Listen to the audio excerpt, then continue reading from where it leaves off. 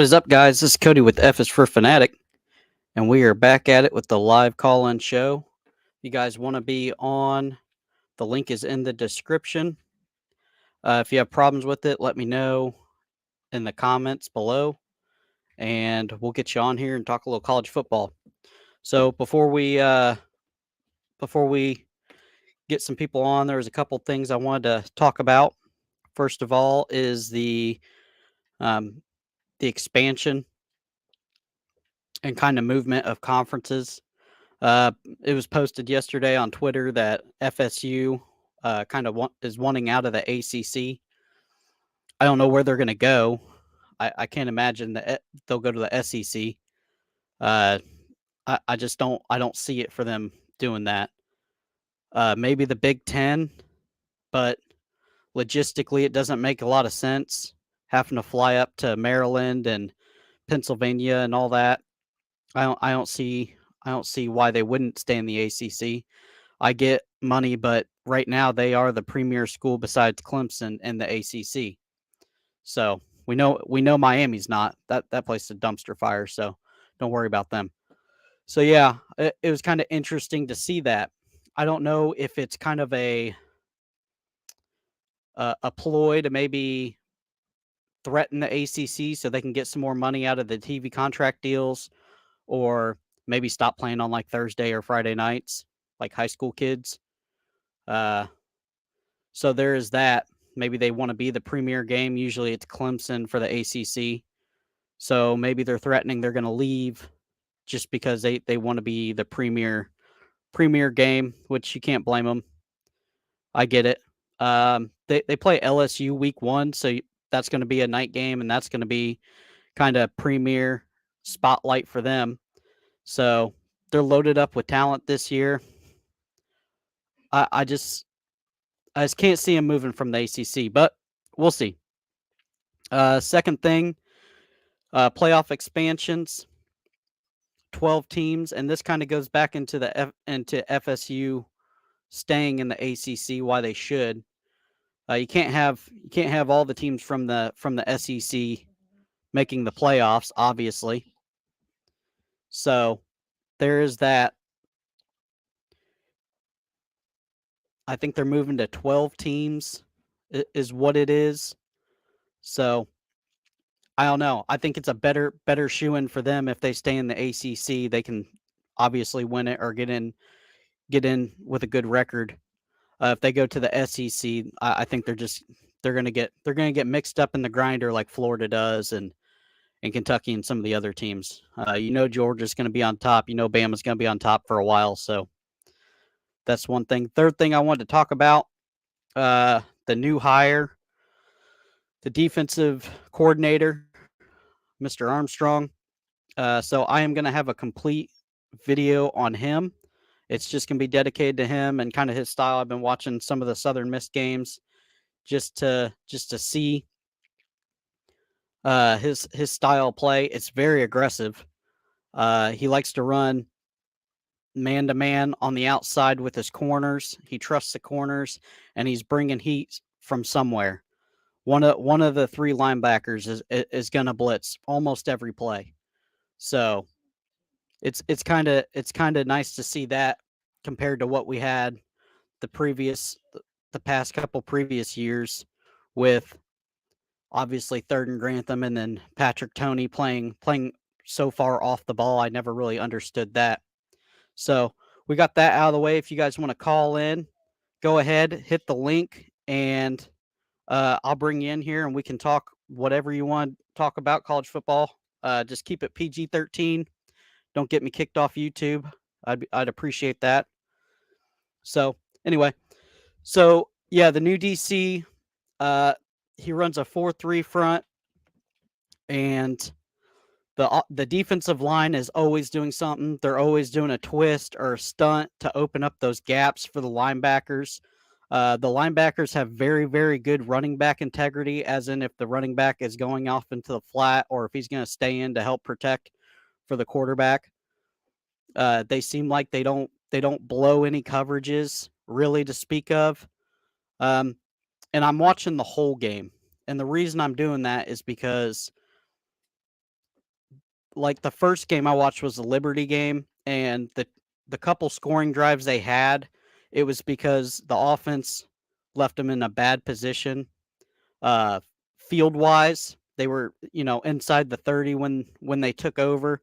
So you kind of got to watch that. Stats don't give you everything, obviously.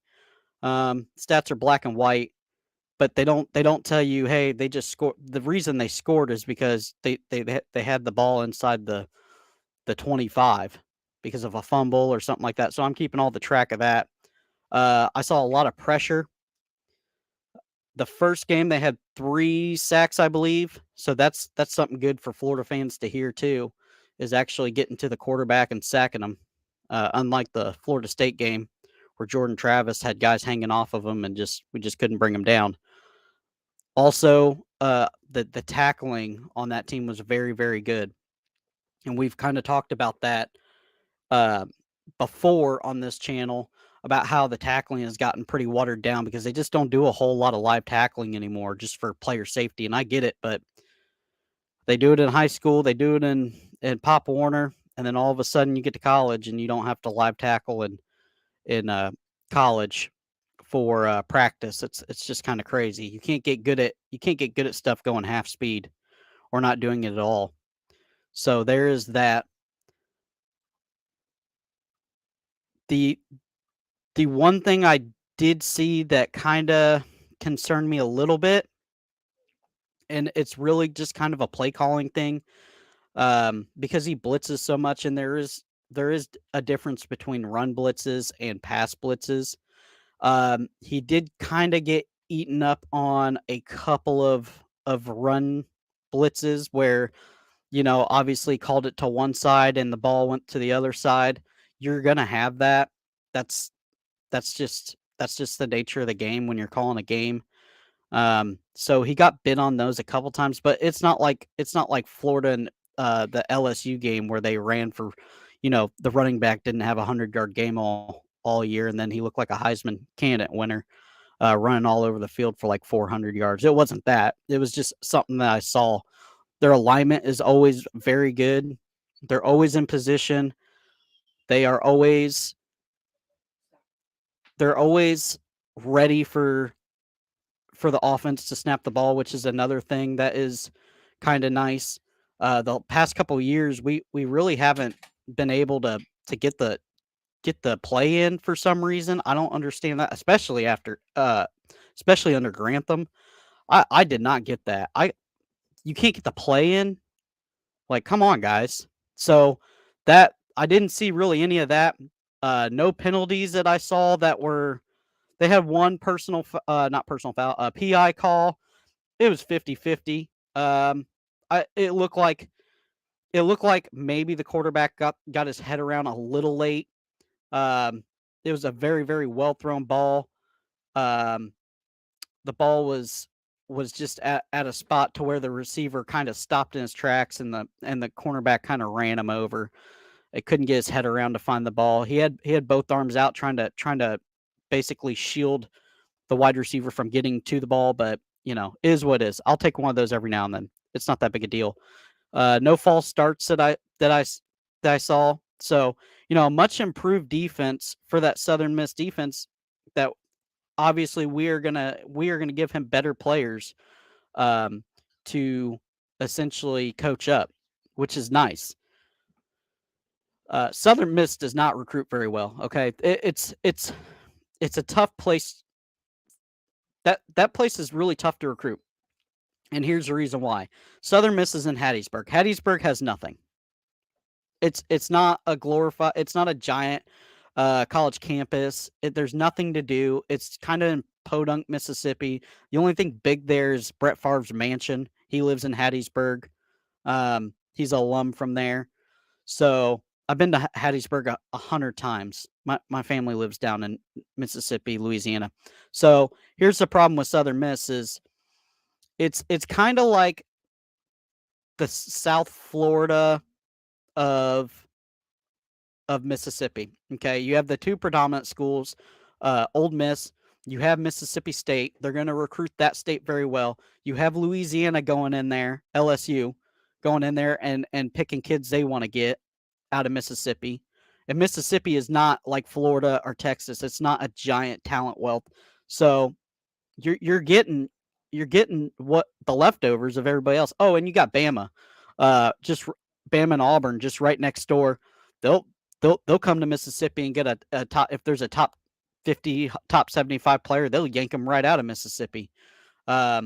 So it's kind of tough for Southern Miss. Like I said, the campus isn't great, and let me tell you, there's a difference between watching SEC ball and watching like Southern Miss between the camera crew.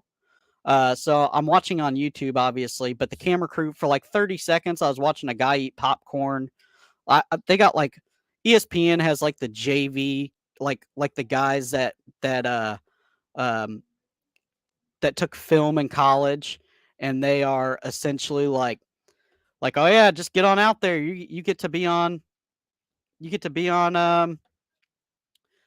You get to run the show here for the Southern Miss game. So we got somebody calling in. Let's see who it is. Oh, buddy. What's up, baby? Can you hear me? Yeah. What's up, big dog? How you feeling?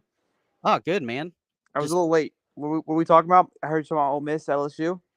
Yeah, we were kind of just talking about Southern Miss, the defensive coordinator that we're getting. We were kind of talking about that. What are you thinking? Old Armstrong? Yeah, he's in Southern Miss. I don't know if you know this, but they're kind of up against it recruiting wise. They have Old Miss there. Lane Train, he's going to get every kid that he wants out of Mississippi. And then you have, obviously, you got Mississippi State there. Alabama's close, Auburn's close, and LSU's going to go and nitpick out of there too.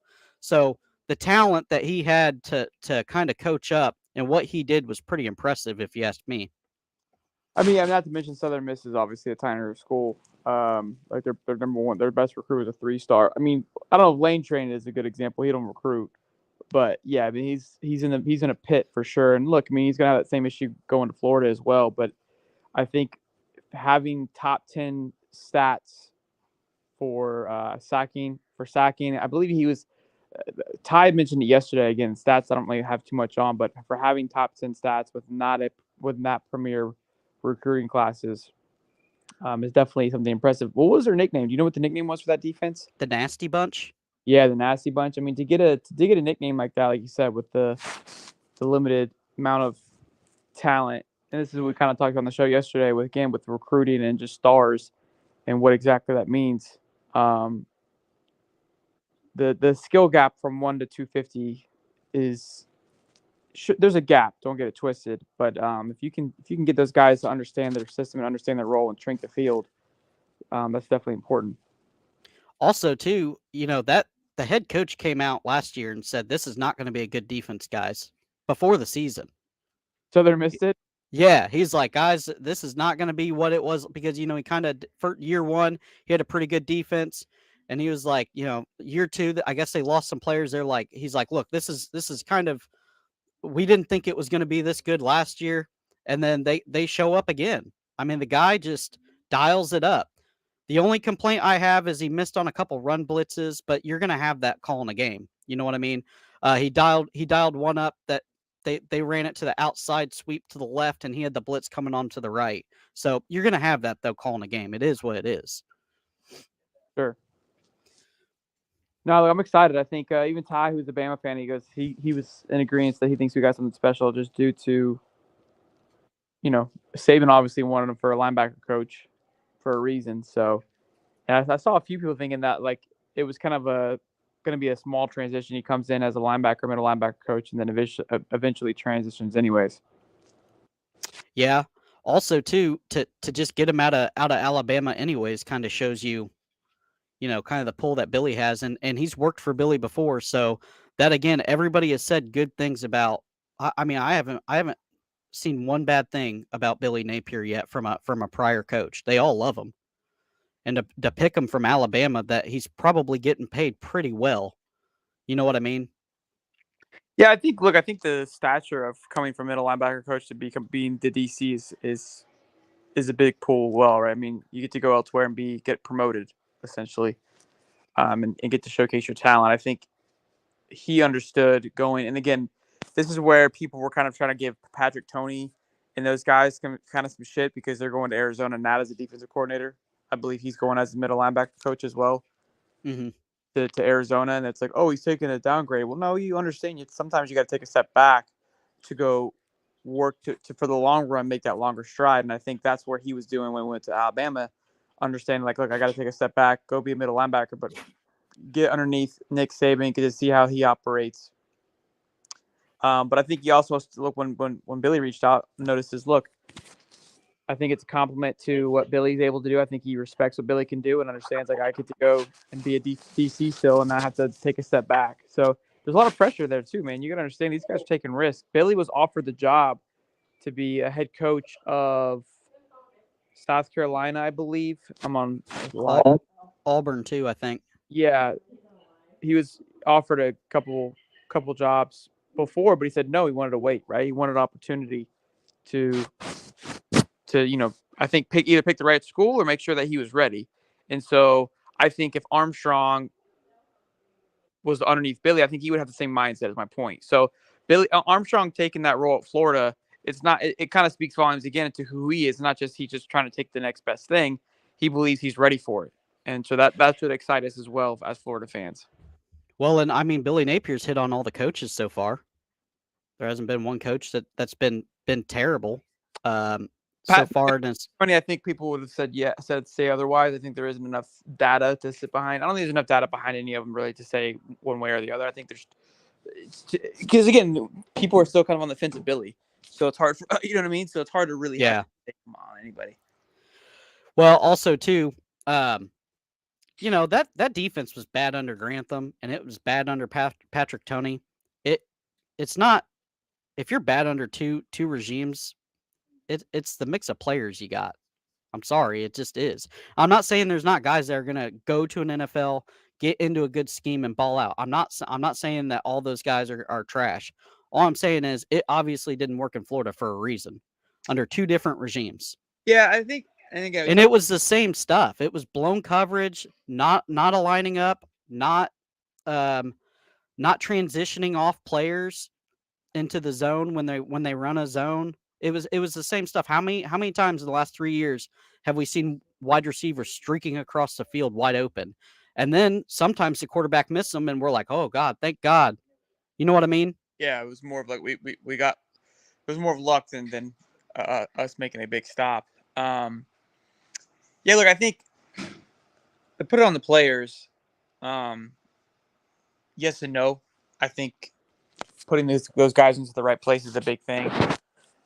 I think this past year, it's hard to really put the blame on anybody. You've got a new coach coming in with a new scheme with old players from an old scheme, and things maybe not, mesh the right way. So it's hard to tell, man. It's been such a minutia, I feel like, over the last few years that it's hard to really pinpoint like what happened, what came first, like chicken and the egg thought process, right? Like what was it? Is it the recruiting? Is it the players? Is it the coaching? At this point, nobody knows. I think we're kind of getting in the right direction. I think he's getting the guys that are going to fit his scheme, fit his process, kids that are bought in. So we should hopefully have some more success this year. Yeah, it's got to be better, right? Can't get much worse. You say that until it gets. Yeah, I know it. And then I'm in the Discord screaming. Yeah, I'm sure we'll find some frustrations. Again, yeah, I mean, we have the 6th hardest schedule. I don't know if you saw that came out. Yeah, that schedule. Well, I don't know if you've seen the schedule for this year. 6th hardest schedule this year. From basically October to the end of the year is just a grinder. I mean, we have Georgia. It's Georgia, South Carolina, Arkansas's in there, LSU is in there, and then you got to go to Missouri for a noon game. It's going to be cold in November, and then you have FSU to wrap it up. I mean, it's just a gauntlet. South Carolina has the hardest schedule as well too. I'm assuming they're probably going to play us, Georgia, Bama, I guess, Tennessee. I don't know their outer conference games. Oh, they got Clemson. Yeah, they got a fucking brutal schedule too. So, but it just sucks because obviously everyone's like, oh, you're making excuses for Billy. It's just understanding what we're going through and what we're dealing with right now. We're not in the. Yeah, we got to go to Utah week 1 at Utah in the elevation. Yeah, that's what I was getting at it with the Oklahoma fan yesterday on Ty's show because he was trying to say that our outer conference schedule's easy. I was like, well, we got Utah and Florida State are 2 of our outer conference games. So I don't know how that plays out, but Well, with Utah, a lot of people are like, oh, well, these guys are elite athletes. It shouldn't, the elevation shouldn't affect them. Well, it's not going to affect the corners. It's not going to affect the linebackers. But you know who it's going to affect? All of Big Dez. Okay. Mm. You know what I mean? Like it's going to affect the defensive line, and the game is won in the trenches. it's gonna. I mean, look, we said it last year about the humidity and the heat. humidity. Yeah, it's a little bit easier to train for that. Again, it's more of an endurance thing because your shortness of breath. But the wide receivers are going to feel it. Recovery time is going to be a little bit slower just because you are getting the air is getting sucked out of you. But it's easy. It's a little bit easier to replenish.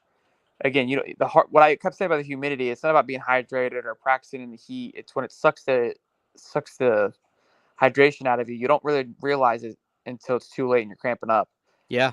For the air, you can kind of feel it pretty quickly and you can hit the oxygen tape. So it's a little bit, you can supplement it a little bit easier, I guess you can say. Yeah. But it's definitely going to be a factor. People who are going to claim that's not, it is. I mean, if you train them, but the same reason why I claim for the humidity being a factor, that's going to be a factor as well. Yeah, I remember that Kentucky game I went to. We were wet the entire time. I mean, it was hot.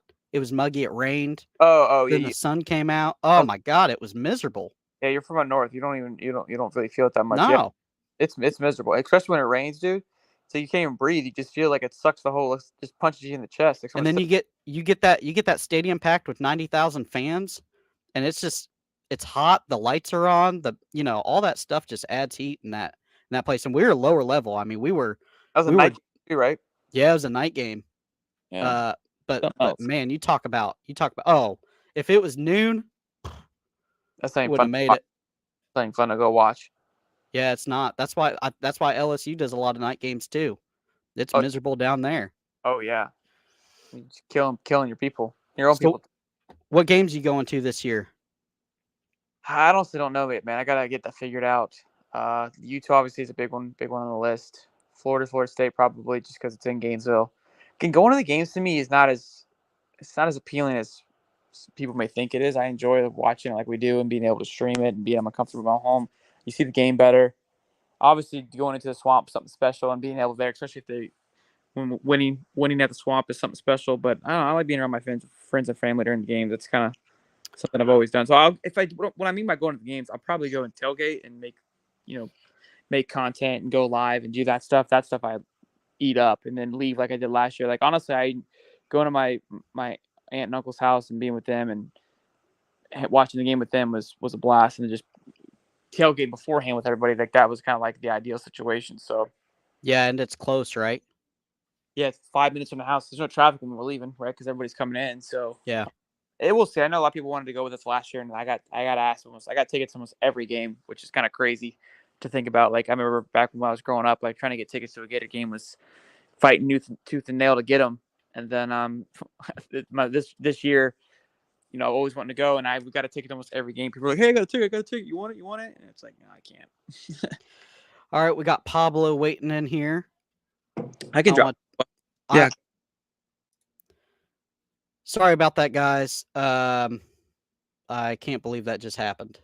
So that's pretty embarrassing for somebody to come on and do.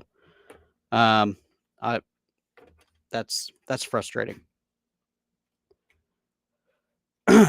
Anyway, so we got a couple people watching. If you want to come on, just drop in the link and we'll get you on.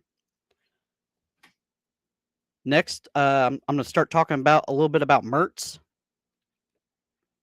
and why I think he works really well at Florida. Sorry, guys, that I can't believe that happened. So if anybody has watched any game film on Mertz and actually watched the whole game, you could tell that Wisconsin was not a good team. Bad offensive line, no weapons. Yeah, they had the running back Allen, 19-year-old kid, but they ran him into the ground. He was getting 35 touches a game. There was just no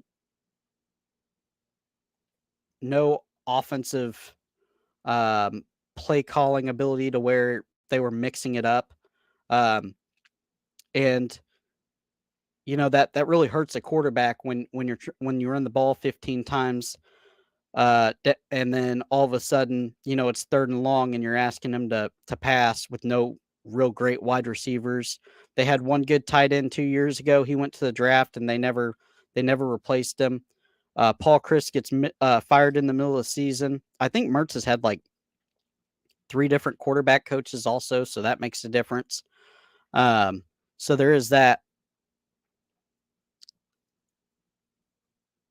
Also, I think he's going to work out well under Billy's scheme.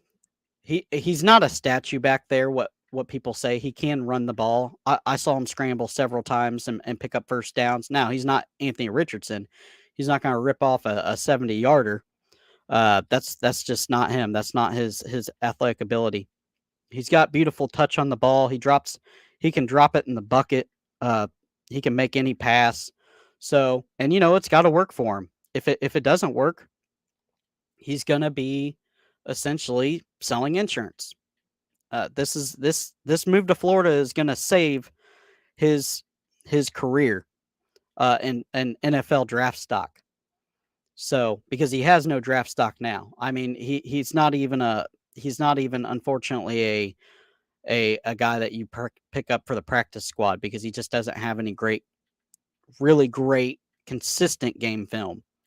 But you do see the flashes there where he drops one in the bucket and the ball comes off his hand nicely.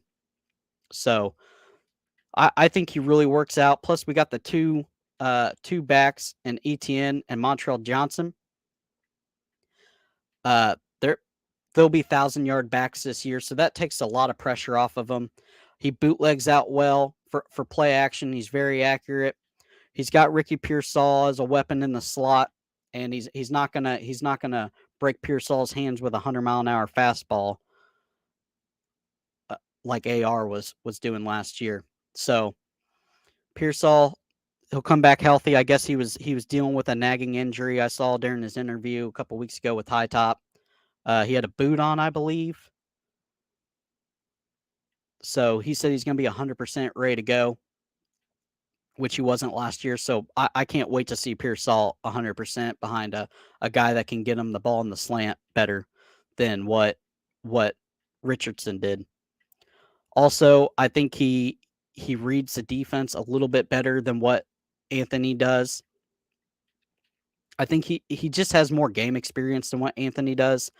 It's one of those things where reading a defense, it comes just in game experience. There's some things that you have to sorry about that.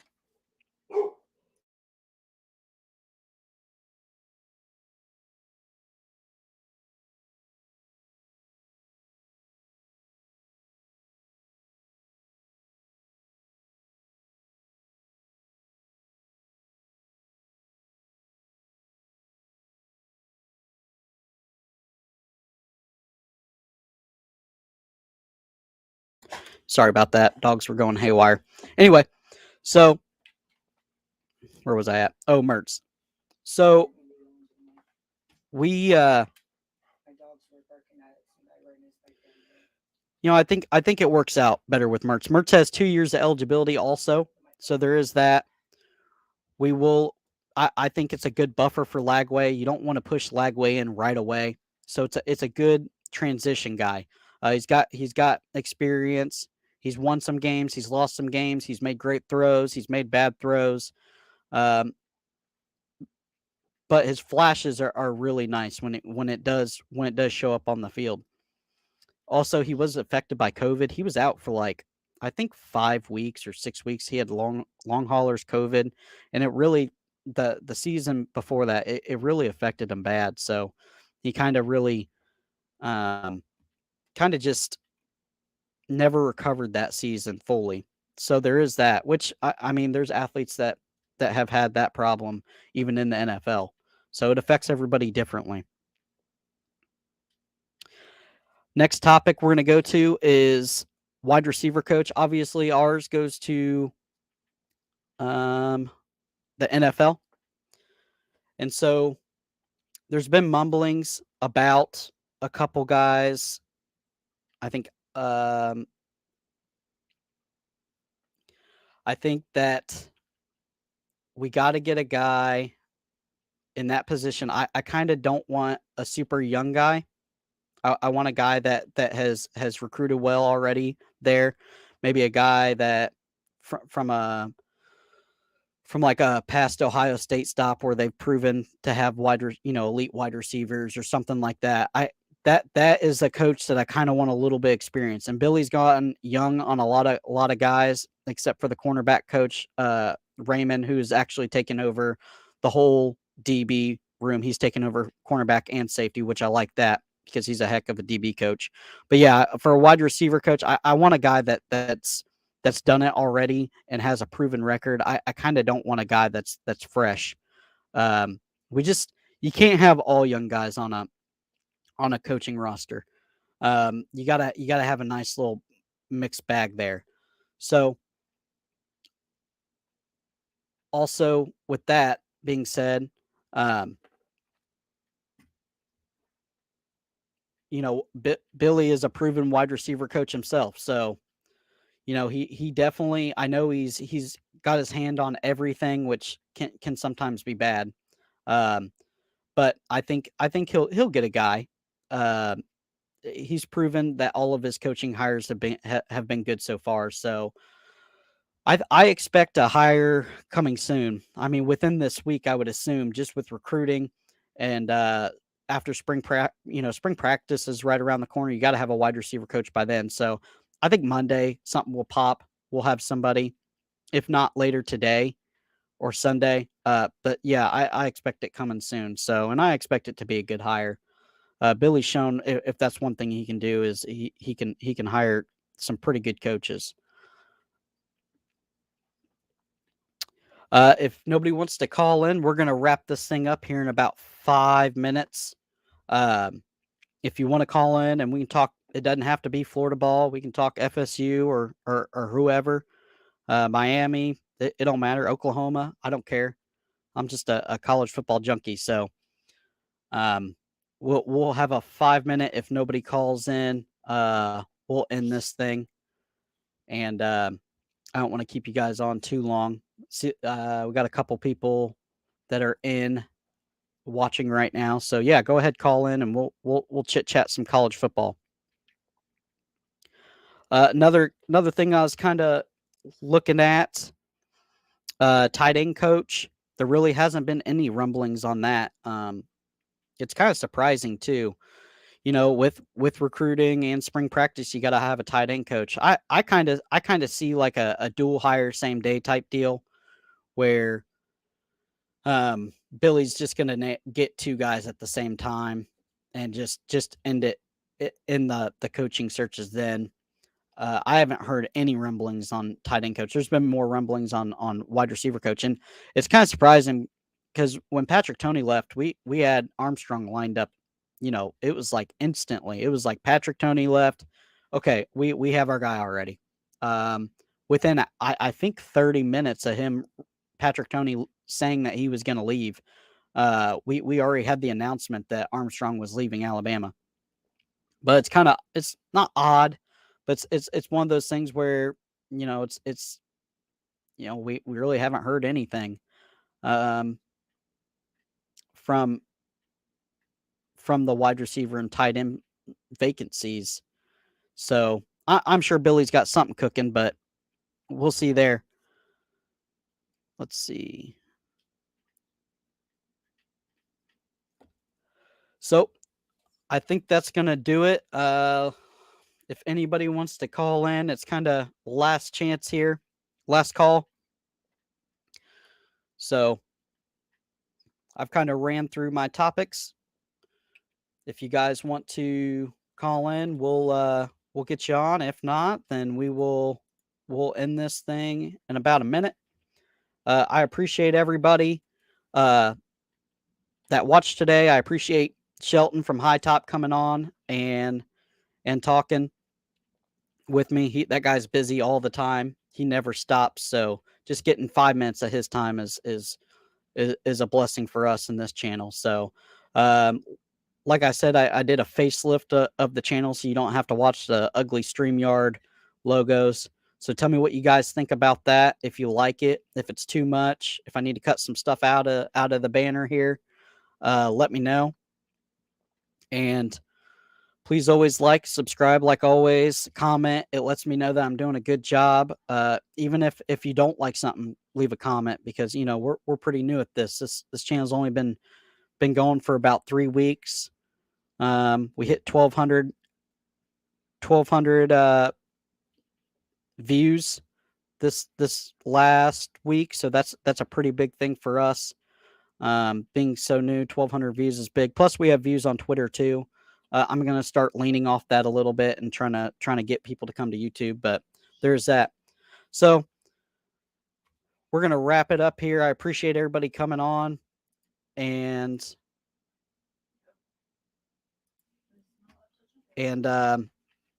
thanks for coming on. And I apologize for what happened with Pablo. He just private messaged me, "Go Bulldogs." I mean, I don't understand why you would do that. Like, if you have any sense to come on here and do that, like, for real, like, you can't respect what that I'm out here grinding. You have to come on here and do some shit like that. So that it's bullshit. So don't worry, is what it is. Karma's a real pain in the ass. So we'll see you later on that. All right, like, subscribe, as always. Thanks. We'll see you later.